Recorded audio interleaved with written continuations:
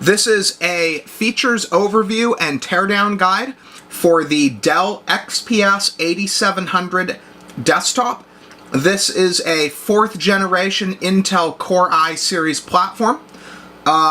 It will take pretty much anything. I don't know if it'll take a 4790. That's the only chip I'm not sure of.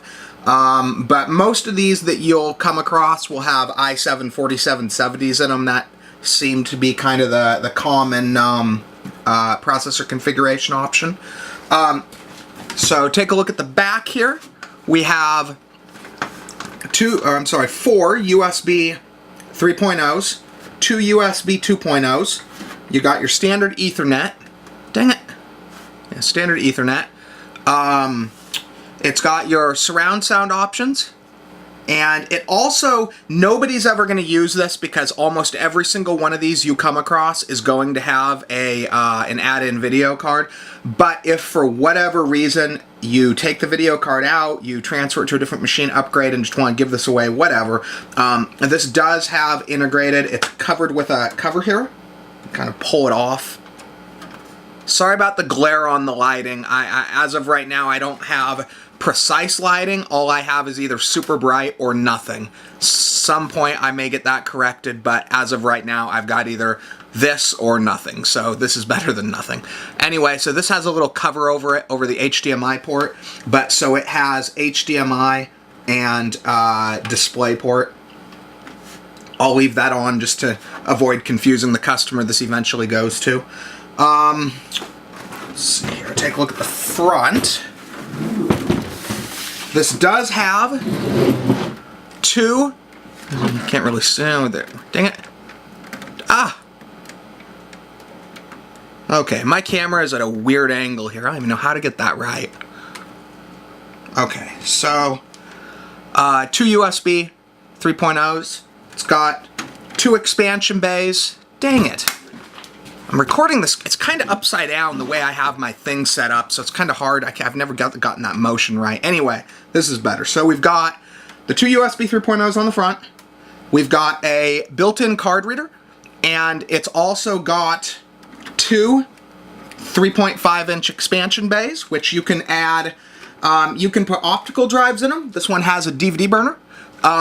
You can add a second, or you can also, I mean, anything that'll fit in one of those bays can be fit there. You can get little screw-in adapters that'll let you put standard hard drives there, SSDs, whatever you want to do. I usually use something like, I'll either drill a hole and screw it in, or use double-stick tape, rather than trying to spend the money to order purpose-built adapters. It's not a functional thing, so it's not necessary. So, taking a look at the inside of this unit. So, this has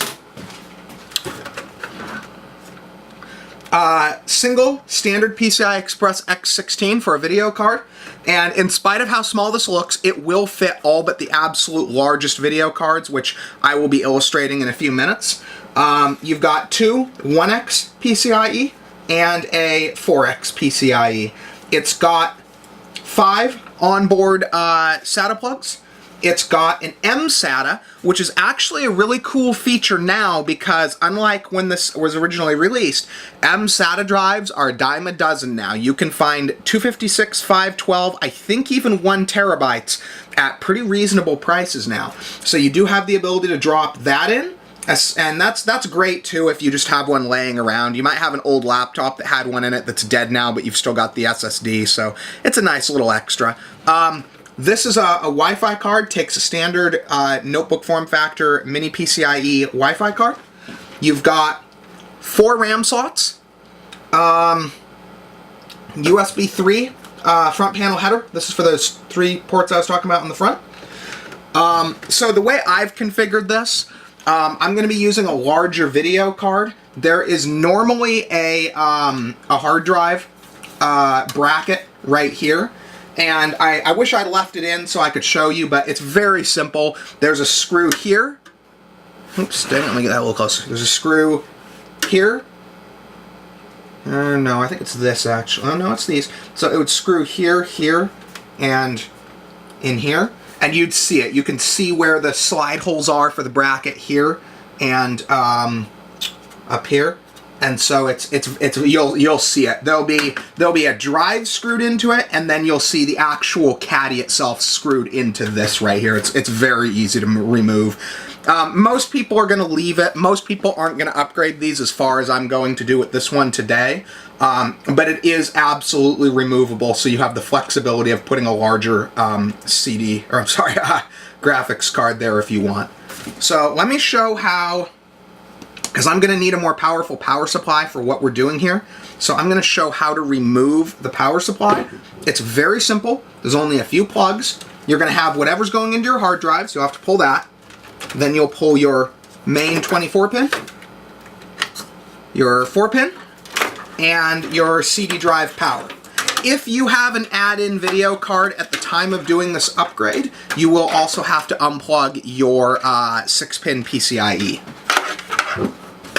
So, to remove the power supply, I actually already pulled the screws, and there are 2 tabs. Let's see if I can show them on here.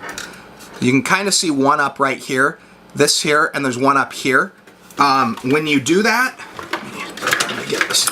So when you pull it like that, it'll kind of lift up. You'll be able to clearly see how they're holding the power supply in place, and it literally just pulls right out. So it is worth noting, I always get these comments and questions on the power supplies. For this particular application, I want a better power supply than this. That being said, these are not bad power supplies. These are 460 watt units. They have the most important thing for most video cards. You've got 2 PCIEs, and 2 PCIEs adapt over to a single 8-pin, which all the new high-end standard version cards, so 1080 Founders Edition, 1070 Founders Edition, I believe 1070 Ti Founders Edition, and those 3 high-end video card options, you just take a simple adapter. It has 2 plugs for these 2 on one end, and then it has a single 8-pin on the other. So this will run. The other thing too that most people don't realize is that 4th generation is very power efficient. It's not like the old processors where you need an insane amount of power for it. That power supply will power most video cards. Even higher end stuff you can get away with if you use the right adapters, because 4th gen, especially in this case, using a 4th gen i5, it's a very low power draw chip. So don't replace that power supply if you don't have to. If you're going to be putting in, say, a GTX 1060 or even a 1070 or a Founders Edition 1080, you really shouldn't. I guess I would have to actually run it on that power supply for a length of time, but you can usually tell a high quality power supply holding it in your hands. There's just it's like when you hold, cheap generic my Red Bull right here. That's when you get cheap batteries. So let's say, for example, you're holding like those crappy Panasonic ones versus high quality Duracells. You can feel that quality in the form of weight.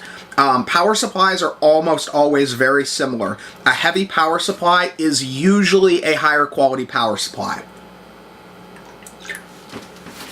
So,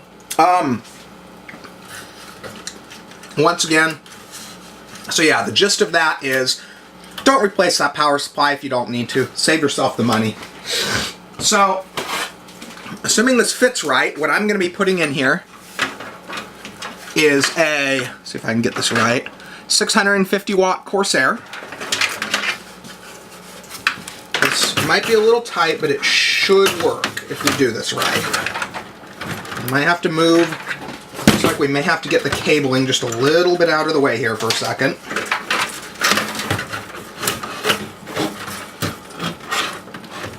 Okay, I think this is going to work. Yep, there we go. Okay. So this is the largest size power supply you're going to want to put in one of these. Anything larger than this is going to not work. And as you can see, it did just work. It's a little bit longer than those two tabs that I showed you earlier, but it did still slot in. It's just those tabs are now not doing what they would otherwise be doing. So let's quickly put a couple of screws in. What's going on here? Put a couple of screws in here.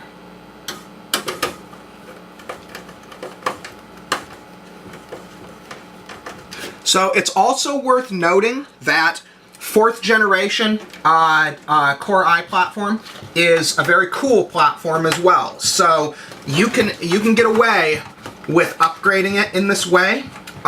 You're not going to have issues with excessive cooling. I know that this case doesn't have quite the cooling potential as a large custom case with all the fan options, but it should be good enough. These are not capable of overclocking K-series chips, and so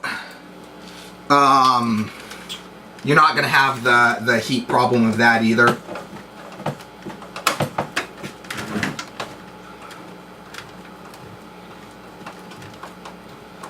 Okay, so power supply is in. Usually I like to kind of... And you know what we're going to do with this one? We're actually going to pull... Let me show how to do this. So this is very simple to do. We're going to pull the front panel off. So the way you do this, you should be able to see this here. There's a tab here, tab here, tab here, and here. I think we're going to go from the bottom... Let me see here. Yeah, bottom forward, or bottom up. And that literally just pops right off. So that's our front panel right there. So what I'm going to show you how to do here is we are going to pull the CD drive.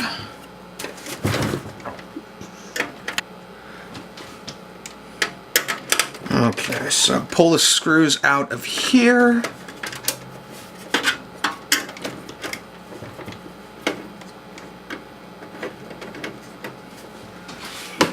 And the reason I'm doing this, and that just literally lifts right out. You just make sure you disconnect your port. So I'm putting it in the second slot down. The reason I'm doing that is because, so you just have to pull off this little piece here. You'll see it. It's just, you twist it a little bit back and forth and the metal will break and you pull it out. The reason for doing this is because the power supply I'm using has a lot more cabling than we're actually going to need for this application. And so what pulling, or what moving the power, or what putting the CD drive down here does, is allows us to put all our excess cable up here in this slot, which, I mean, you don't have to do that. I consider it a best practice to keep cables out of the way.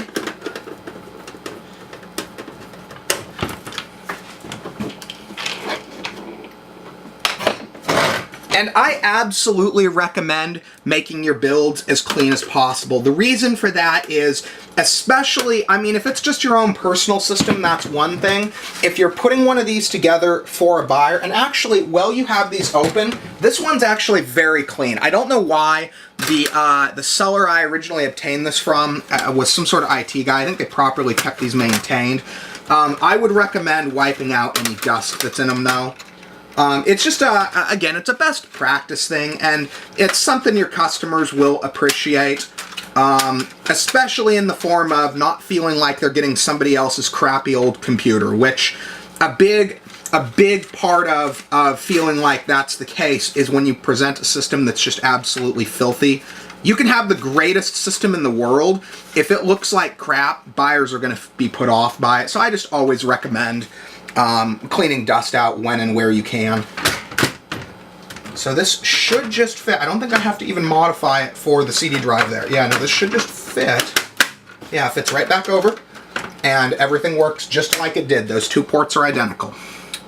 Okay, so part one, we run our 24 pin right back where it was before. You're going to want your, let's see here, how many of these suckers do we have? Okay, so for where we're going to do this, I think we're only going to need one of the SATA strands. We're probably not going to need any of the Molex strands, so I'm going to push these up in here as well.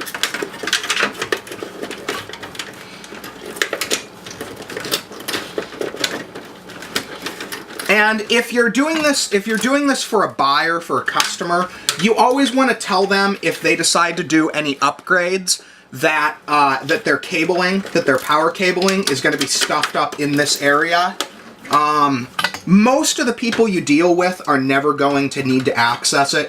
I get a lot of customers that always think they need upgrade capability, but the thing with most of these systems is that most of the buyers that you're going to come across, they're going to think, oh, I want upgrade capability, I want this, I want that. The price that you sell these systems in typically is going to be a one-time price. These are going to be, so I sell these as the best computer you can possibly get without spending a ton more money. And that's usually what these buyers are actually going for. So for the most part, they're never going to upgrade. Even though they think they are, they never are. At least nothing major. So I'm going to run our 4-pin in such a way that we can hide most of the cabling for that.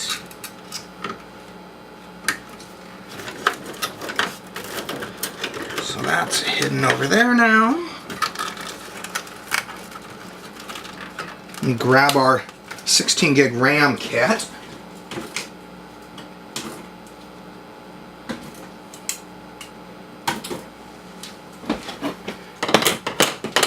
So this particular machine that I'm assembling is for a buyer that purchased a machine from me a couple of months ago. They're having some issues with that machine, which I'm pretty sure were not caused by my machine. I mean, a couple of months, I mean, there's a point at which I can't control stuff going bad. I mean, parts eventually break. But in this case, it's a buyer who is a little bit hard on his systems, and I'm always fixing stuff for him and his brother. And in this case, I'm swapping this out for an i7-2600, which I could have dropped a board in here and used the chip, but honestly, I mean, if you showed me the benchmarks, some of the benchmarks are going to say that that the i7-2600 is a faster chip as far as pure raw power is concerned, and that's true. It might be. I mean, it's almost small enough to be not worth mentioning. The hyper-threading will give you some gain, but for day-to-day usability, I actually think they might be better off with the 4th gen i5. It's going to be cooler, it's going to be quieter. This is a better, more self-contained system compared to what he was using before, which basically will keep him from destroying it. So for this application, I think it's going to be a good switch over. The main thing was I wanted just as close as possible on processor performance. I wanted the same video card, the same 16 gigs of RAM, and I actually think he's going to like this better because this is actually a gorgeous case compared to what he was using. So this is what I was saying I was going to get at before. This is a NVIDIA GeForce GTX, oops, there we go. Okay, Gigabyte NVIDIA GeForce GTX 970. This is on the larger side. It's not quite what we would call massive. It's not as big as some of like the Asus Strix cards. It still maintains the general size of whatchamacallit, of the, okay, sorry about that. For some reason, my camera, it randomly stops the video recording. I don't know if it's a card performance issue or what, but it's pretty random, so I don't know what causes it. But, so this is a large, upper mid-size video card. One sign of the customer's heavy usage is there's actually, let's see if you can see it, there's actually goo. I don't know if you can see all over. There's actually goo on the video card, which actually, again, best practice. We're going to clean that off.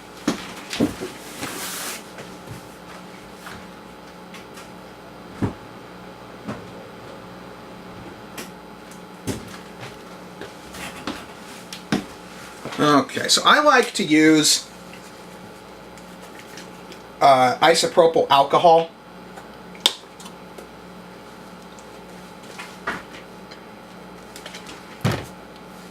It tends to cut through shit fairly easily, regardless of what it is. I even use it for if I have cases where I have like situations where there is like let's say somebody puts stickers on a case, something like that. It works very well as a almost like goo off, but I actually like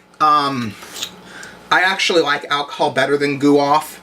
It doesn't leave that really strong scent that goo off does, obviously, and that scent can be a problem. This was the only... I'm still debating on whether or not there could be an issue with this card. That was the only thing that came to mind just based on the condition the card was in when I received it.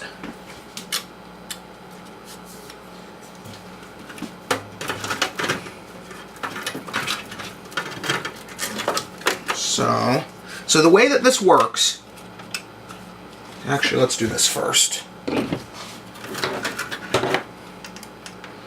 Okay, so optical drive is right there, so that is out of the way. Okay, cool. So the way that this works for a large card like this, you insert the card in, you get it back there, and it gets in, and then you pull it forward.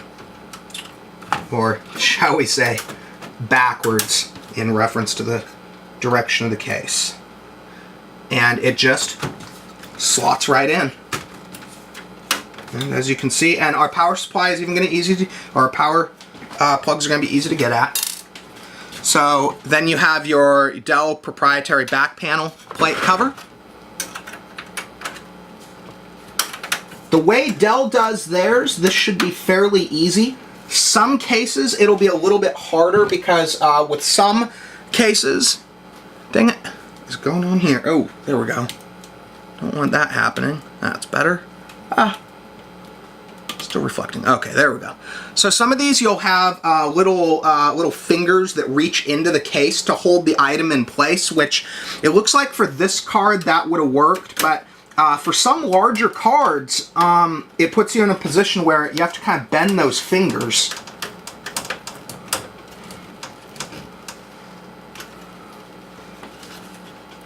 Looks like this is going to work quite well, actually. Okay.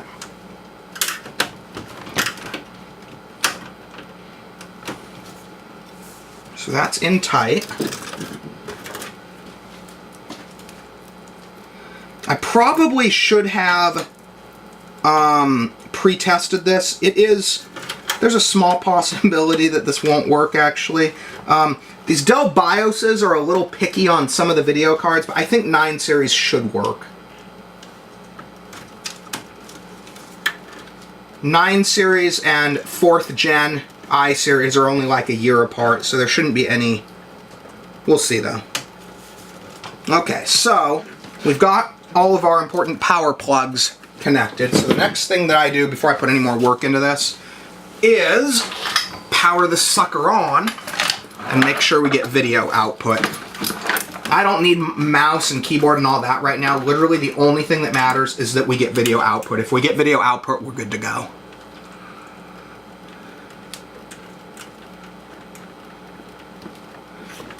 So another best practice thing that I always recommend, before you plug the computer in, always switch the power supply off if it has an off button. Some don't. Like the original Dell doesn't. In that case, it's not like an end of the world thing. It won't usually cause a problem, but the reason why we do this is it helps prevent power surges when you first plug in, or if you plug in and you're a little bit loose and your cable's kind of moving around and it's kind of arcing a little bit and you can hear it. It prevents damage under those circumstances. So we plug it in, flip it on, and then turn our system on. And let's see what we get. See if I can make my monitor show. Should be able to see if anything comes on screen here.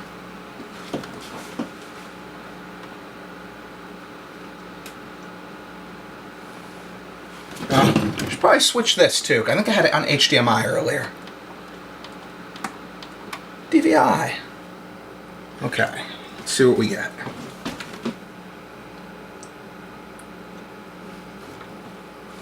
Let's try that again.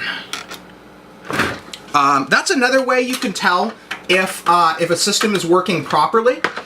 When you hit the power button, even if you're not getting video output, typically a single click of the power button will turn the system off. Like if it's sitting at the BIOS and hasn't booted into Windows, and you do just a quick power button press, it will almost always go off with one press. If you're like frozen at the BIOS because something's defective, typically you have to press and hold the power button. Let's try this again, see what we get. Also, if you're working with a keyboard that's a backlit keyboard, when you get the light up on the keyboard, that's usually there we go. So we have that.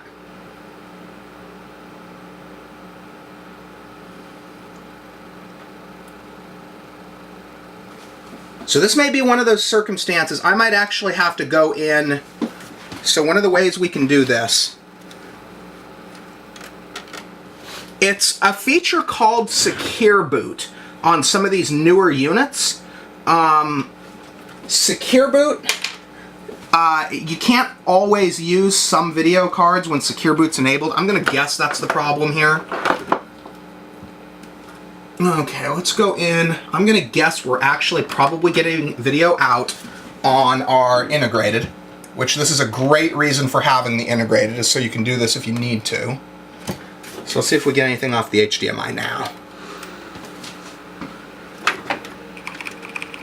So I'm going to bet we get something off of it.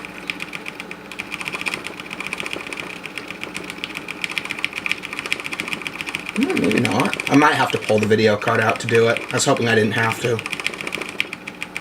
Oh, ooh, no, it did what I wanted. Okay.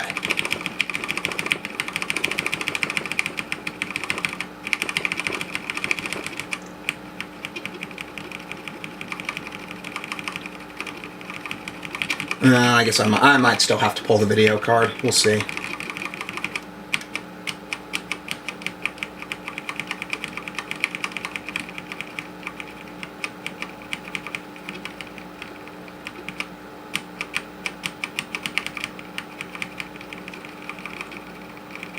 Yeah, let's do that. Turn it off.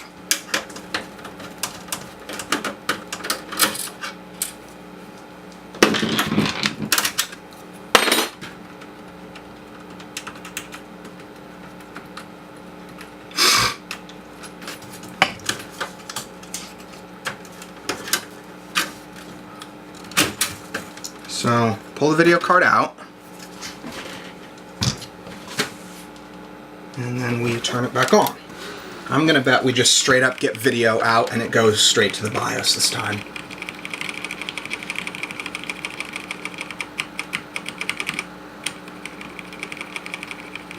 The other option is I can always put in okay, there we go. Okay, so in the BIOS, I believe it's under security. No, it's not under security. I guess it might be under advanced. Ooh, this might not have a setting for it. That's not good.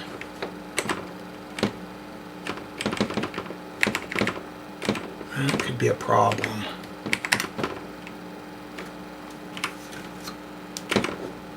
Oh, here we go. Okay, so Secure Boot's disabled.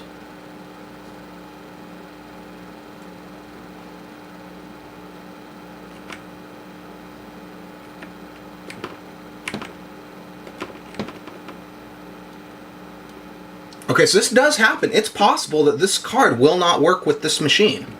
I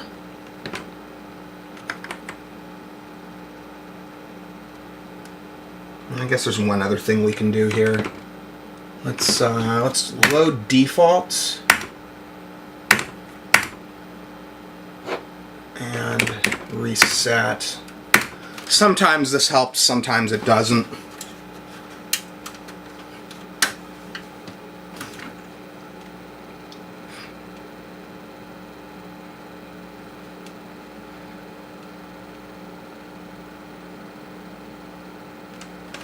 Okay, so then let's actually do this. So in order to do like a hard reset on the BIOS, you pull the BIOS battery, because I want it completely set back. I don't, because these were used in an IT environment. I don't want to try to go through the settings and see if they screwed with anything in order to make their stuff work.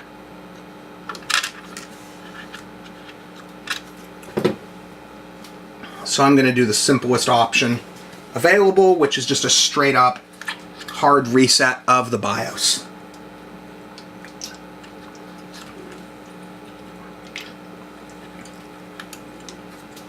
Okay.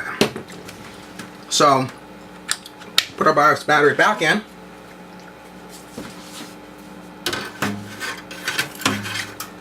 Put our video card back in.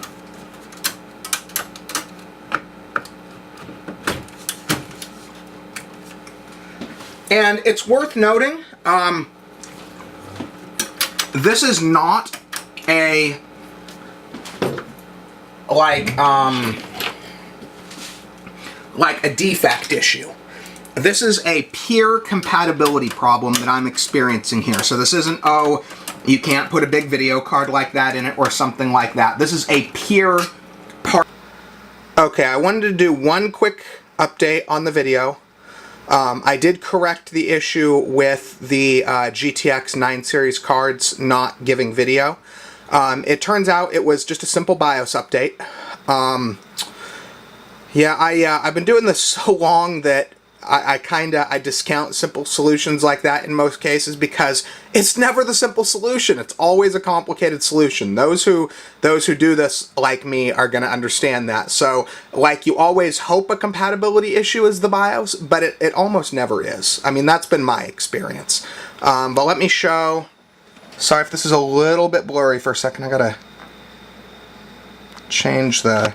Let's see here. Okay, I think you should be able to see that. So let me pull up our NVIDIA control panel.